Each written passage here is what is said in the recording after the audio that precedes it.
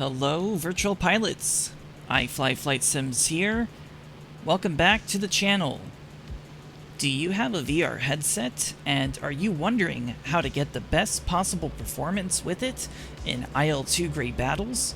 Well, I'd like to show you all exactly how I maintain a stable 72 FPS in most situations, which will give you the smoothest possible performance while balancing visual quality.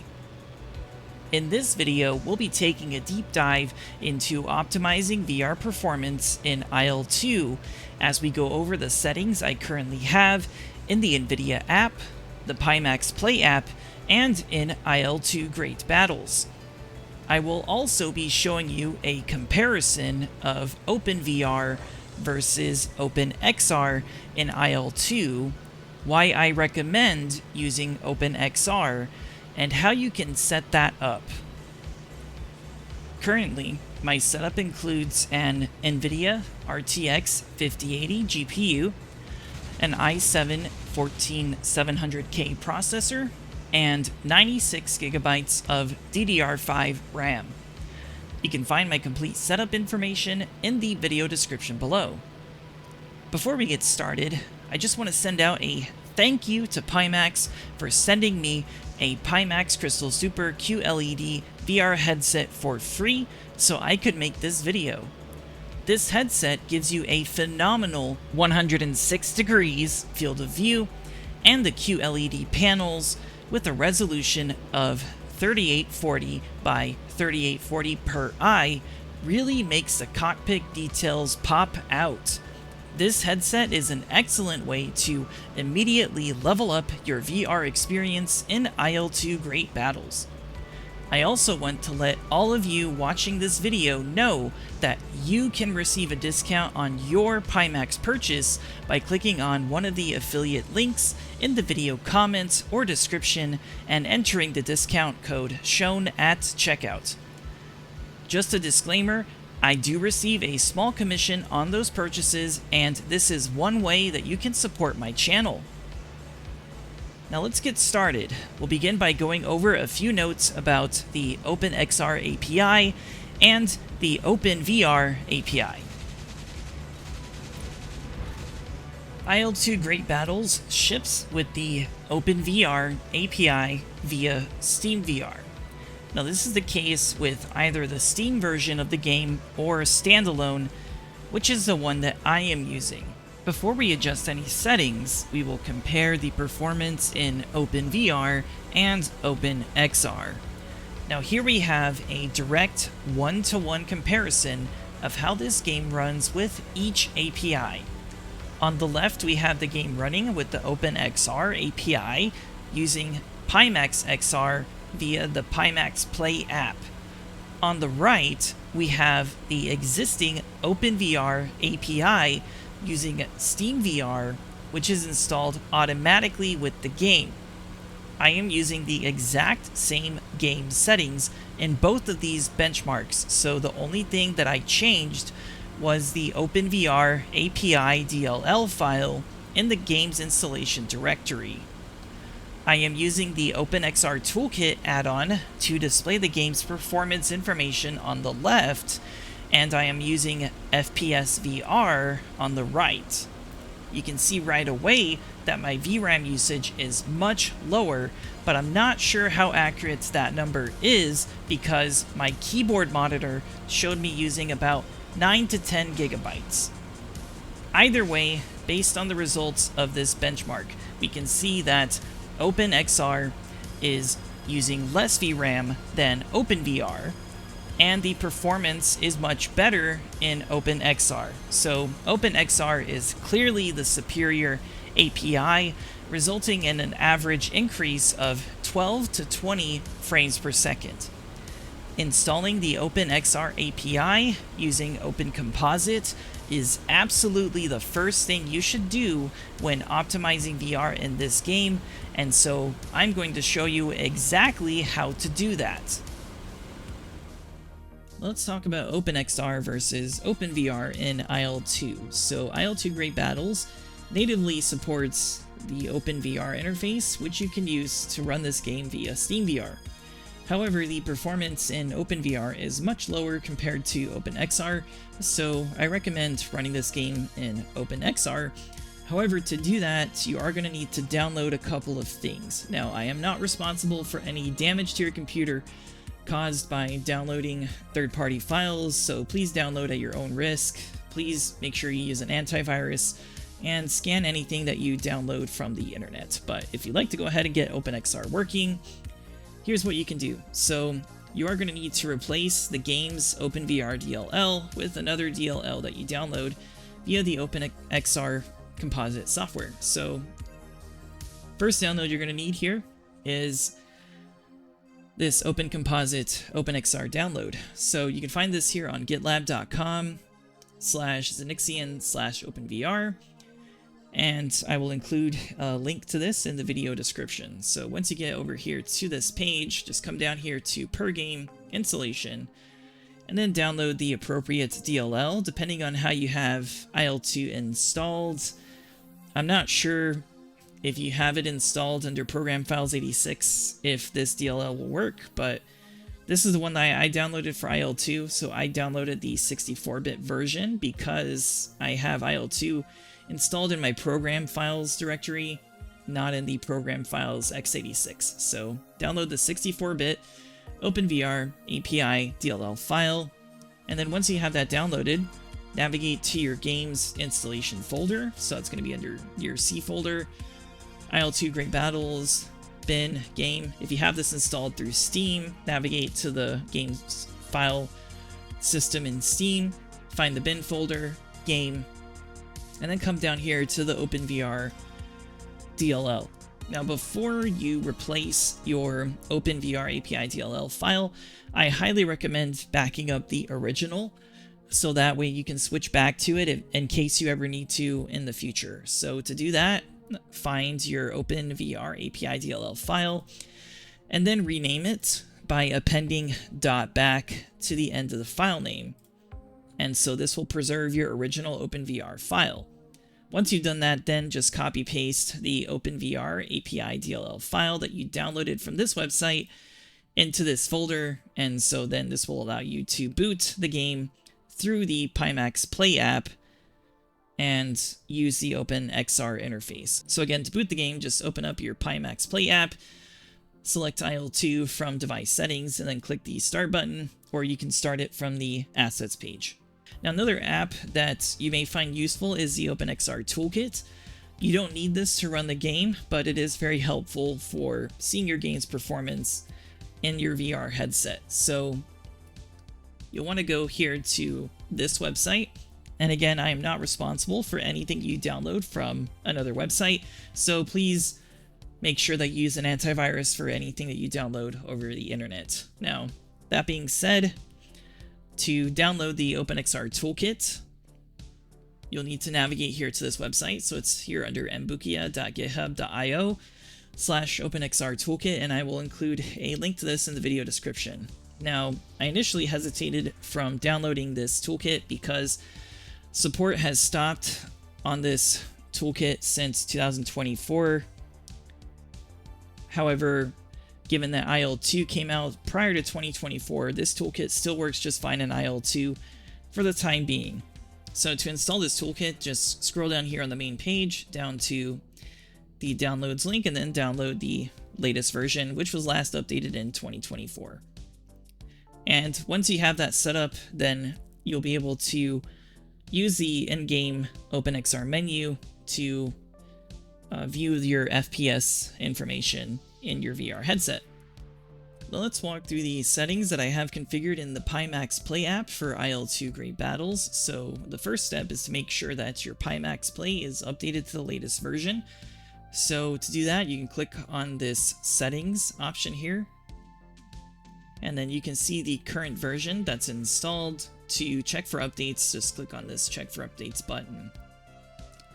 To launch IL-2 Great Battles from the Pimax client, you can go over here to My Assets and add the game through the Imports option. Now, when you first import the game, you're not going to see this icon. the way it looks for me. So to change the game's icon, what you can do is navigate to this folder on your C drive. So you go to C, your users folder, your username, app data, roaming, Pimax client, and then find this config.json file, and then open it in a notepad. So once you have notepad open, just locate the reference here for IL-2, and then you can just paste in this URL, which is a link to the picture of IL-2 Great Battles on the Steam store. And once you save this text file, the game's image will appear just like this. Now, you can definitely launch the game from here, but I found that it's kind of hit or miss in terms of whether it's going to apply any of your custom Pimax settings to it. So I would recommend launching it from the Pimax Crystal Super settings menu just to make sure that the Pimax client applies your settings. So again, there's two ways to launch it, either from here, or if you bring up your Pimax Crystal Super settings, navigate to device settings, go over to games, select IL-2 here from the menu. You can click this little start button, and then that will launch your game. The next step here is to configure the settings on the headset itself. So within the PimaxPlay app, click on Pimax Crystal Super, and you won't be able to see this headset until you have it plugged in and turned on. So with the headset plugged in and turned on, you can click on device settings here, and this will allow you to adjust the headset's settings. So first, you're going to want to make sure that your headsets and controllers are updated to the latest firmware. So to do that, you can click on HMD update or controller updates, and the application will automatically check for updates. Next, scroll down here to the tracking setting, and here you can adjust your room lighting frequency. So you can leave this on auto or select the frequency if you know it. Recline mode is not going to be useful in IL-2 Great Battles, as this will stop your head movement, so make sure this is turned off. Next, let's talk about the refresh rate. So right now I have 72 Hz selected. Although I can technically run the game at 90 Hz, you're going to want to lower the refresh rate to prevent any stutters. So what happens in VR is if the game's FPS dips below 90, I start to notice some stutters. So I have this configured for 72 Hz for a stutter-free gaming experience. You can definitely leave this on 90 if you prefer the higher refresh rate, but just keep in mind you may see those stutters on occasion if your FPS dips a little bit. Next up, we have the screen timeout settings. So this will just be your preference. And then the brightness setting of the headset itself. You can lower this to 80 or leave this on 99. So this is highly going to be the brightness that you prefer. The light bar color, all this does is adjust the bar on the front part of the headset. So you can set this to blue, green, or you can even customize that light bar color to your liking. Next up, we have eye tracking. So I have this turned on as I also play DCS, but this setting will have no impact on IL-2. If you're going to use eye tracking in any other apps, just make sure to calibrate it before you use it. The wearing location reminder gives you real-time feedback to help you wear the headset correctly and give you the best possible image. Your IPD, you will want to configure this manually, so I recommend getting this number from an optometrist or measuring it yourself, so this will just depend on what works best for you. Next, we have the handle vibration adjustment setting and the controller calibration.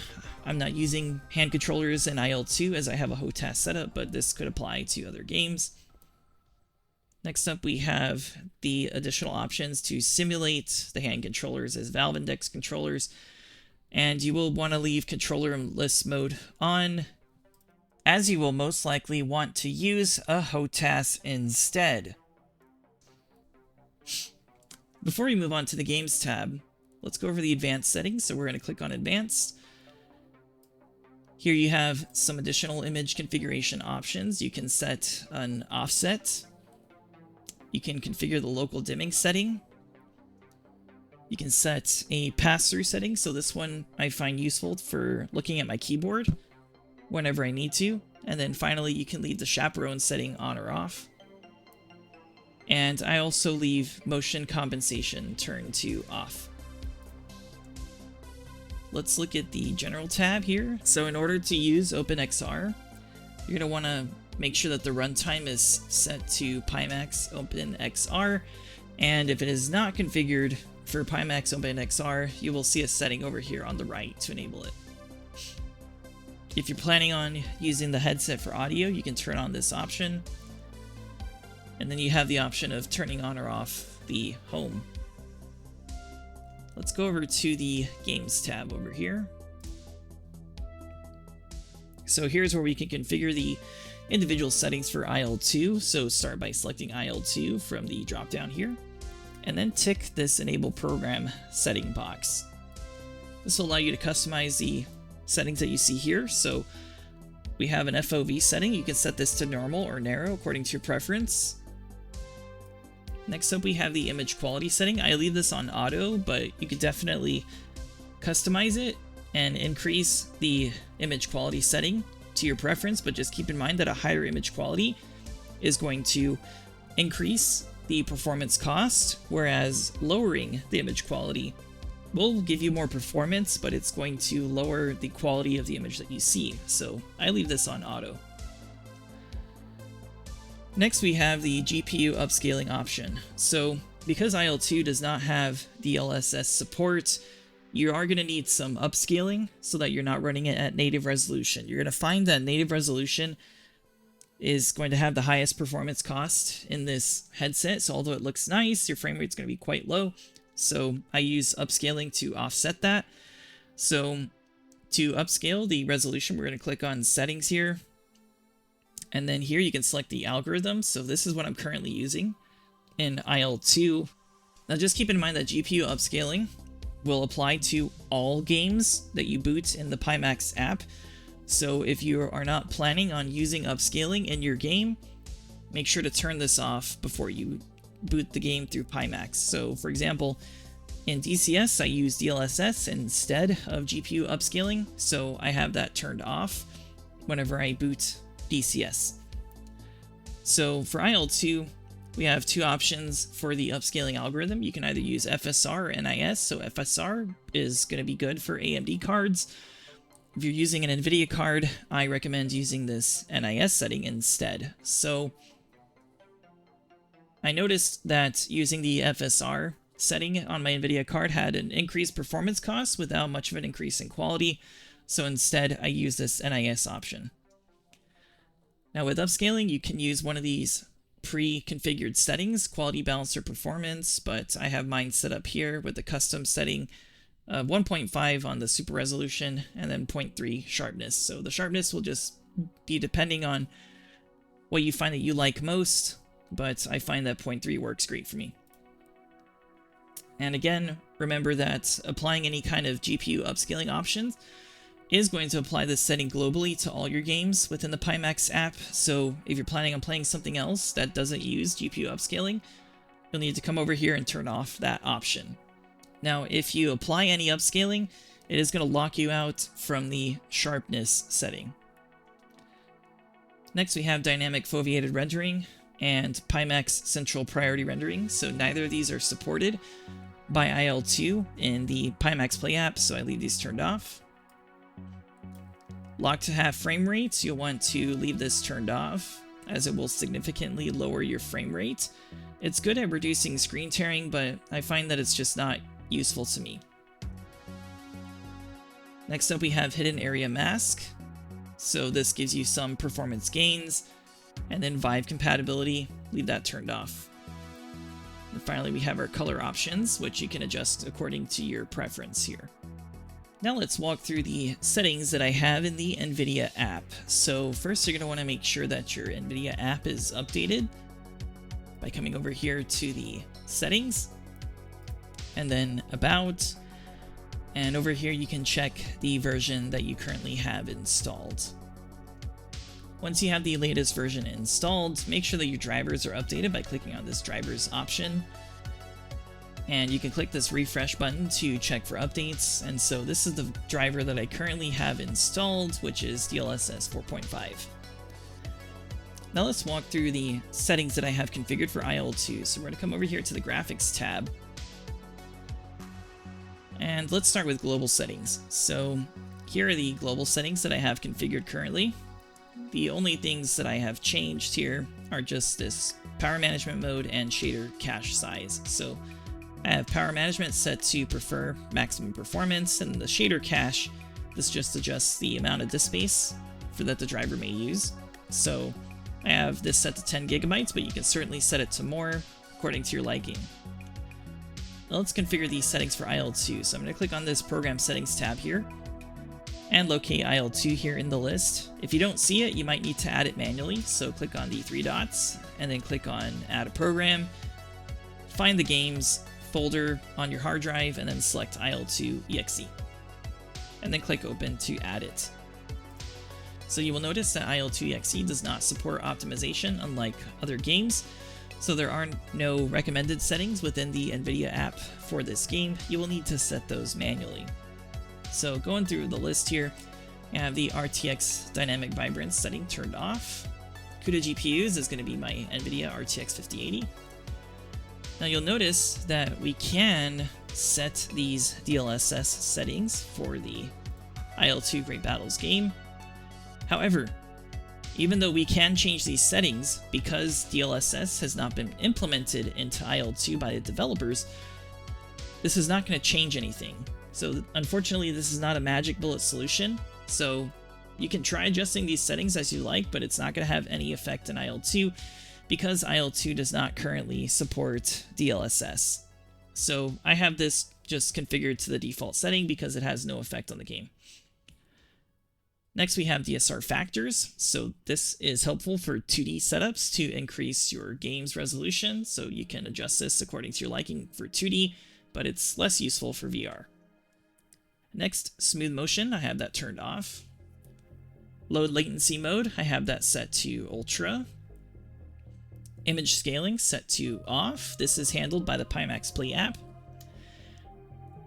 Now let's talk about this max frame rate setting. So in the NVIDIA driver, I have it set to a max refresh rate of 90 FPS, and this is the maximum refresh rate that I've been able to achieve in the Pimax headset with these settings. So this is also limited by the refresh rate of the headset itself. So if you want to go for max FPS, leave this on 90. But you will find that anytime the game's frames per second dip below 90, that you may experience some stutters. So for a stutter-free experience, I have this limited to 72 in the PimaxPlay app in the headset settings. So this way, my game is always going to be running at a frame rate that's higher than 72, so there should not be any dips that could then cause stutters. So for stutter-free, limits the headset's refresh rate itself in the PimaxPlay app to 72, but leave the max frame rate in the NVIDIA driver to 90 frames per second. Next, for monitor technology, I have this set to fixed refresh. So even though I have a G-Sync monitor, G-Sync is not supported for VR, so I leave this on fixed refresh. OpenGL, Vulkan, leave that to auto. Power management mode, you're going to want to make sure that you have prefer maximum performance. And then vertical sync using the 3D app setting. And now these last two, under legacy settings, so anisotropic sample optimization, leave that on. And then negative LOD bias for clamp to reduce any kind of shimmering and get better image quality. But you could definitely get a little more performance by setting this to allow. And that covers the NVIDIA app settings for IL-2. Alright, and so now we're going to go over the in-game settings within IL-2 Great Battles. So we're going to come over here to the right and select the settings option, and then select graphics.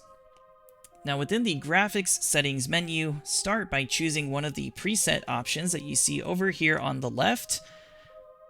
And I have chosen the Ultra preset based on my hardware, but if you have a lower tiered GPU, you can certainly select a different option. And then after you select an option here, you'll adjust these settings over here on the right. And you can hover over each of these settings to display a tooltip, which will give you more information about what that setting does. So we're going to begin with the screen resolution setting. So this adjusts the resolution of the 2D screen. This does not affect the resolution of your VR headset. This has no effect on that.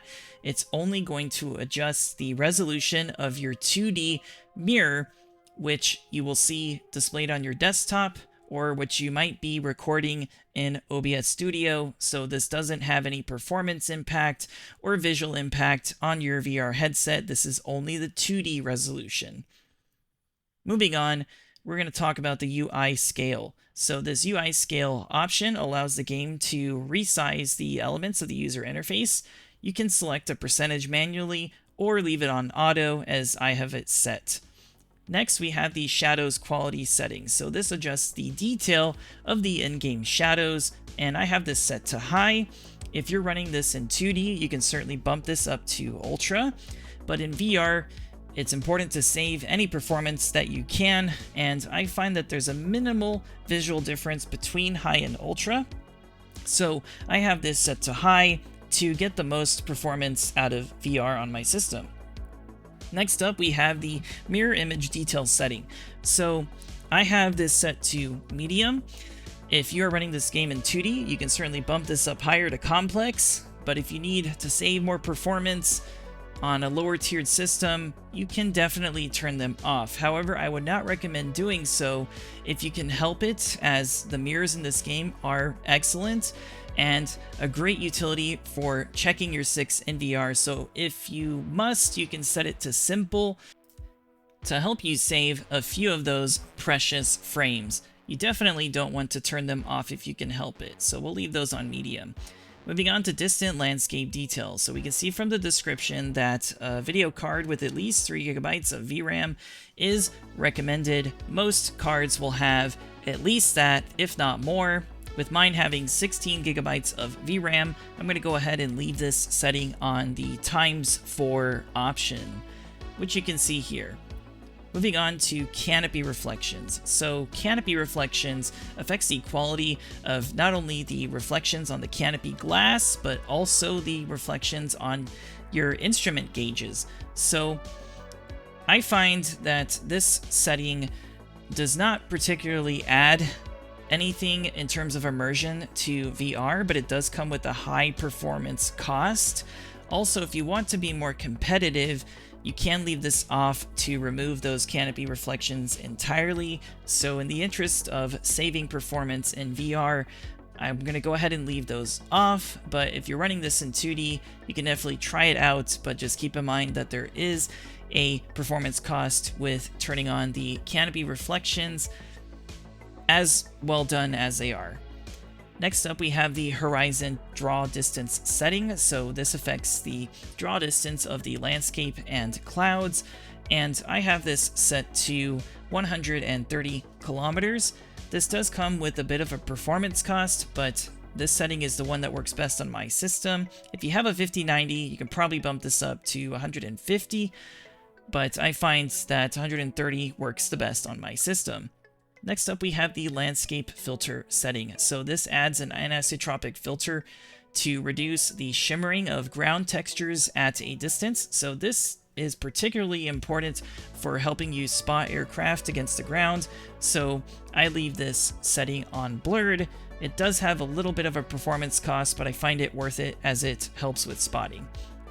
Next up, we have the terrain roughness setting. So this setting allows you to visualize the roughness or the change in elevation of the terrain up close to you. Now, before this setting was introduced into IL-2 Great Battles, the terrain roughness was only calculated but not able to be visualized. So when this setting was added in, it allows you to visualize that change in the terrain landscape. So this does come with a performance cost, but I find that this setting is highly worth it, especially for driving player tanks and for landing aircraft on rough terrain, as it just gives you that better feeling of the terrain that you're rolling over. Next, we have the grass quality setting. So this affects the distance at which grass is rendered into the game. If you're running this game in 2D, you can definitely bump this up to Ultra, but in VR, we want to save as much performance as we can. So I have this set on distant, as it does have a performance cost, especially when flying low to the ground. Next, we have the clouds quality setting. So the quality of clouds are definitely very important in VR, so I recommend maxing this out to extreme to give you the best possible clouds in game. Next up, we have the anti-aliasing type. So currently IL-2 Gray Battles only has 2 anti-aliasing options. You can see that the multi-sample anti-aliasing option is much slower, so I have FXAA chosen. Now, if you're running this game in 2D, definitely go with the MSAA and bump that up as much as you can, as it gives great picture quality. However, it has a inordinate performance cost when running this game in VR, so I don't recommend using MSAA for VR. Instead, I would go with the FXAA option, as it has a minimal impact on frames per second, so you can definitely max that one out instead of using MSAA. Next up, we have the target FPS setting. So this allows you to cap the game's FPS to a custom value, and if you're running this in 2D, you can definitely pick one of these custom numbers here. However, given that the VR headset is already going to be regulating how fast the game is running, we're going to go ahead and leave this one off. Now down here we have the gamma correction setting. So this affects the brightness of your game's screen, and this is going to highly be user preference to help you the most with spotting. So everyone's gamma setting is going to be different. Mine happens to be 0.7. It doesn't have any performance cost, so just tweak this until you have the easiest time spotting planes at a distance. Now, one note I want to make here is that if you change your HDR setting, you will also have to change your gamma correction setting, as it will affect the brightness of your screen when you turn on or turn off the HDR setting that you see over here on the right. Now, moving on to these additional options over here on the right-hand side, we have the full screen option. I have this turned on, as this gives me the best possible performance in IL-2 Great Battles, although it does make it a little bit difficult sometimes to Alt-Tab and do other things on the computer. But again, I'm going for performance here, so I recommend leaving full screen turned on. Next, we have the Enable VR HMD setting that you can see over here on the right. So you'll toggle this option on to turn on VR, but currently I'm running this in 2D, so I can have an easier time of showing you the in-game graphics settings. Next up, we have the VSync setting you can see down here. Now, if you are running this game in VR, this option will be grayed out. You cannot adjust the VSync when you're running the game in VR because, again, the refresh rate is controlled by the headset itself. So in 2D, VSync will help with screen tearing, but it's not relevant when running the game in VR. Next, we have the screen space ambient occlusion setting. So this does have a slight performance cost, but I find that it really helps with the visual quality, especially in VR, so it is highly worth that performance cost if you can afford it. So I have this option turned on to get the best possible visuals within the cockpit, and so I highly recommend leaving this setting turned on. Next up, we have the HDR or High Dynamic Range Rendering setting. So the HDR setting does have a slight performance cost, but I do find it highly worth it. However, there is a hidden bloom setting that is automatically turned on with this HDR setting, and you cannot turn off the bloom from the in-game settings menu. You don't want bloom when you're running this game in VR, so I am going to show you how you can turn off the bloom setting without turning off HDR. Now to turn off the bloom setting in IL-2 Great Battles, you are going to want to browse to this folder in your game's installation directory. So it'll be under your IL-2 Great Battles installation folder, and then the data folder. And you'll see this startup.cfg file. So before you change any settings, first, you may want to make a backup of your startup.cfg file. So to do that, you can just make a copy of it and then just rename the copy to something like a .back or .txt file. And then that way in the future, if you need to restore your original startup.cfg file, you can just rename this backup copy and then take off this part and it will replace the startup.cfg file. So next, let's go ahead and open the startup.cfg file. And then I'm going to come down here to the graphics settings. So to turn off the bloom setting, find this line here that says bloom enable and change the value from a 1 over to a 0. And then save the startup.cfg file. Now once you have saved your startup.cfg file, you're going to want to prevent the game from being able to modify it every time you launch it. So to do that, you're going to right click startup.cfg, then click on show more options, and then click this properties setting, and then change the attributes to read only and click apply. So once you do that, the game will not be able to modify the startup.cfg file or turn the bloom back on.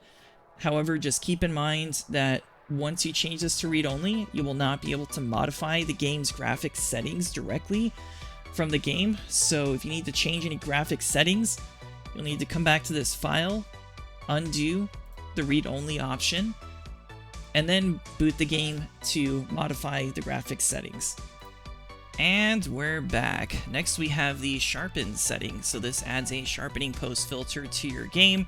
Now I don't find it necessary to turn this setting on as I already have image sharpening enabled in the PimaxPlay App through NVIDIA image scaling, so we can leave this one off. Next up we have the use 4K textures setting. So you definitely want to have this turned on to give yourself the highest quality detailed textures possible. And finally, we have the distant buildings setting. Now this setting allows buildings to render at up to 30 kilometers out in the distance, and it does come with an increased performance cost, but that cost is absolutely worth it in VR as it goes to increasing your overall immersion, especially when flying over multiple cities or urbanized areas. But more importantly, if you're planning on setting up a bomb run, you definitely want this setting turned on to help you see the landmarks and also to help you see your target far enough in advance so that way you can line up the bomb site on it. And that covers all of the in-game graphics settings for IL-2 Great Battles. In conclusion, these settings should result in about 72 frames per second in most situations when running IL-2 Great Battles in VR.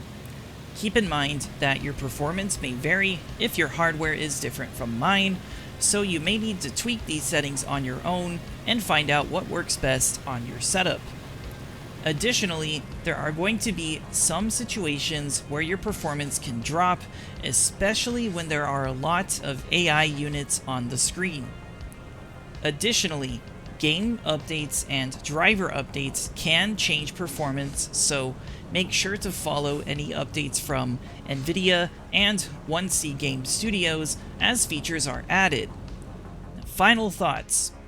With the last DLC in IL-2 Great Battles, known as Siege and Liberation, wrapping up later this year, I can only hope that the developers find a way to implement DLSS into the game engine, as this would be effective at increasing both VR performance and quality. Unfortunately, I do not believe the developers plan to add this, so we will likely have to wait for DLSS to come with IL-2 Korea, which is the next project in line for this franchise. I'm excited to see the upcoming enhancements in IL-2 Korea, as well as Team Fusion's VR update in IL-2 Cliffs of Dover Blitz, whenever that comes. I hope you found this guide helpful, and if there's anything else I should have mentioned, please feel free to let me know in the comments below. I want to give a special shout out to my squad mates, Civil Protection and Golf, for helping me collect some excellent footage to show you all here in this video review and settings guide. Finally, if you enjoyed the video, please don't forget to leave a like and subscribe for more content. Let me know what you think in the comments below. If you would like to support my channel directly, consider signing up as a member for early access to my videos and other perks. If you'd like to purchase a Pimax Crystal Lite or Super, please consider using my affiliate link and discount code in the video description and comments below. Thanks again for watching, and see you all in the virtual skies.